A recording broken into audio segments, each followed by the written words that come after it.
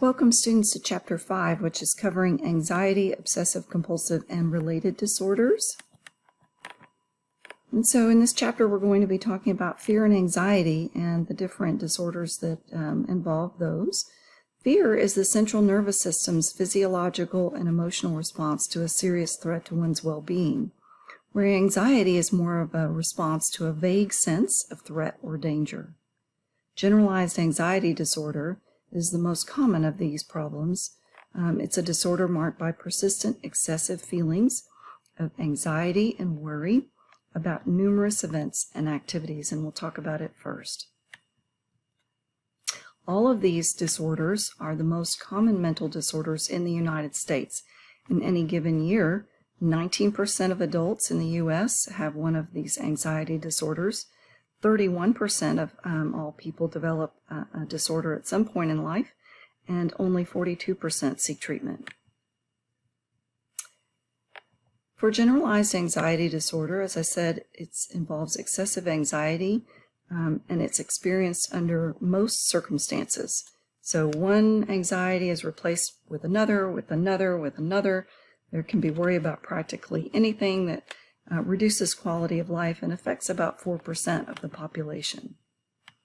From a sociocultural perspective, GAD is most likely to develop in people who are faced with dangerous social conditions or highly threatened environments, and that's supported by research findings. Some forms of societal stress, such as poverty, race, ethnicity, and widespread illness, can produce GAD.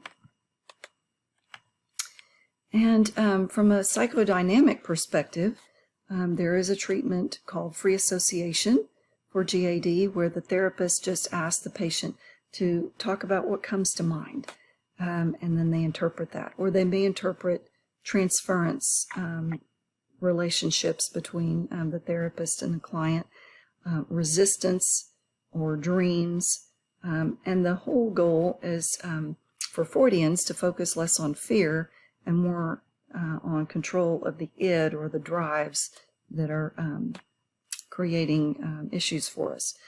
Object relations therapists attempt to help patients identify and settle early relationship problems, and short-term psychodynamic therapy has been found to be more effective than longer treatments. There is humanistic treatment for GAD, but client-centered therapy that shows unconditional positive regard for clients really hasn't offered a lot of strong support for healing in this area. There's really only limited support in general for Rogers' explanation of abnormal behavior, including GAD. However, there is strong support in the cognitive behavioral area for treatment. In this area, problematic behaviors and dysfunctional thinking are thought to cause the psychological problems. And treatment focuses on the nature of the behavior and the thoughts associated with them. Ellis was an early researcher that looked at maladaptive or basic irrational assumptions, and Beck followed along and looked at silent assumptions that we make about things that produce problems for us. Cognitive behavioral therapies include Ellis's rational emotive therapy, as used widely, that looks at changing maladaptive assumptions.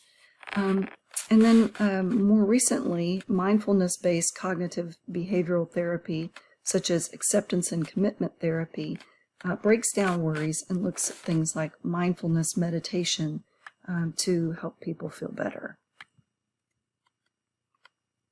Biological explanations for GAD look at fear reactions that are tied to brain circuits.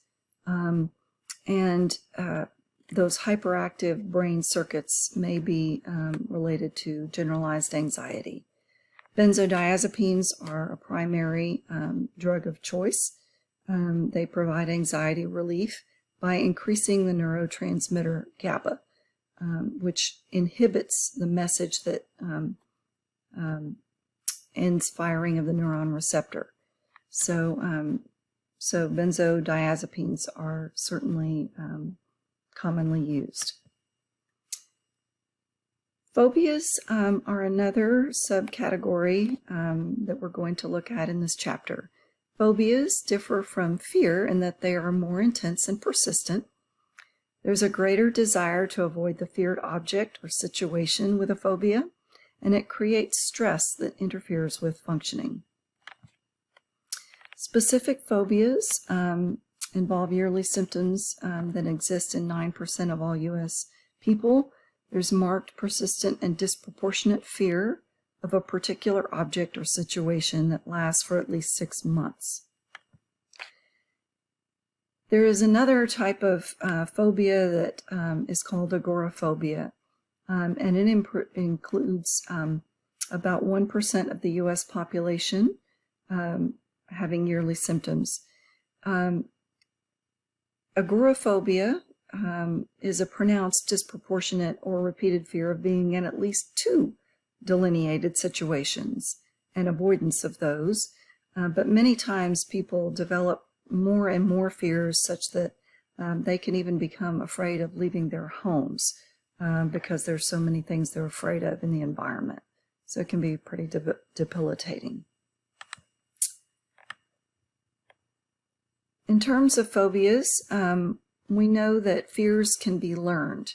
One of the ways is by classical conditioning, which is a process of learning in which 2 events that repeatedly occur close together in time become tied together in a person's mind and so produce the same response. An example is, let's say you're entrapped in a flooding situation. That would be called an unconditioned stimulus, or US, that produces an unconditioned response, or UR, of fear. Then you may develop a conditioned stimulus of running water, and that just triggers the conditioned response of fear. So every time you hear running water, it produces fear for you. We know also that modeling or observing people that are afraid of things can produce fears in us, and that's another way that we learn fears.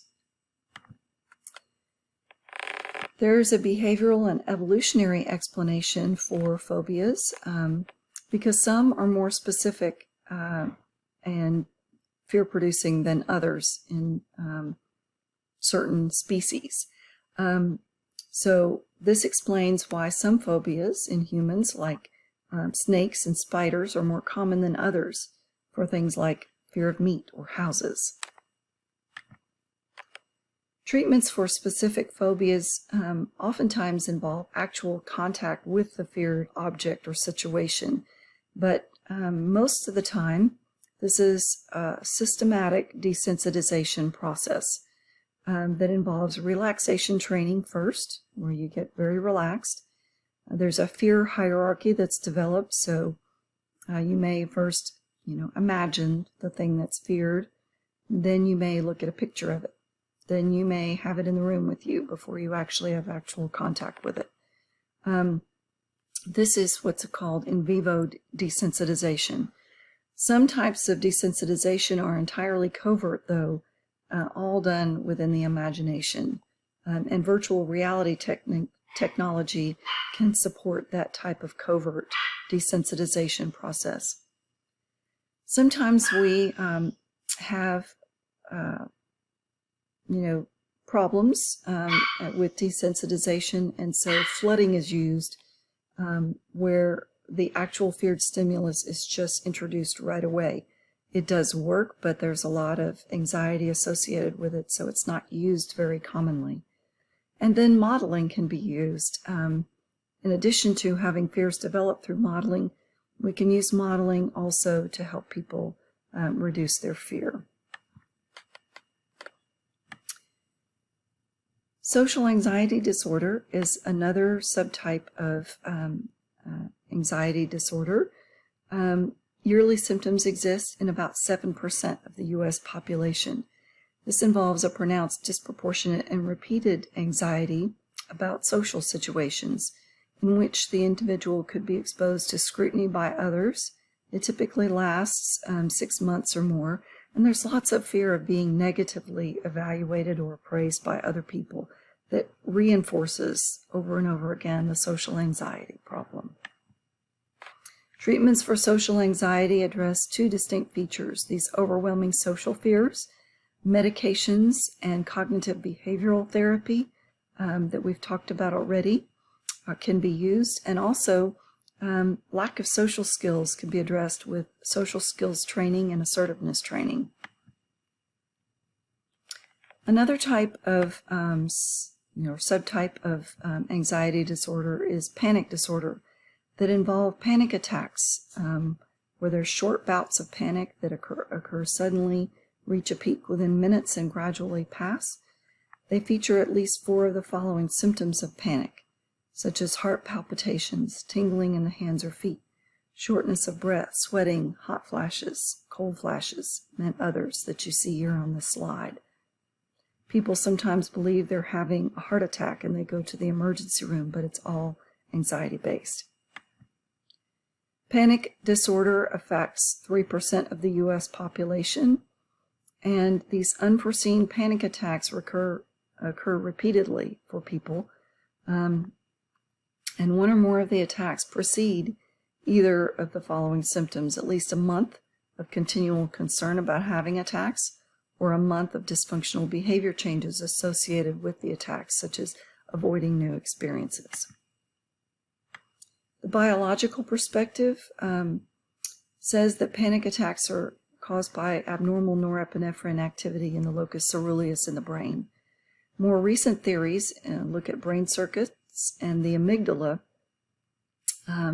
as being a more complex root of the problem, and they have noted in the research that there may be an inherited predisposition to have abnormalities in these areas. Drug therapies improve about 2/3 of patients. So drugs are a first line of defense.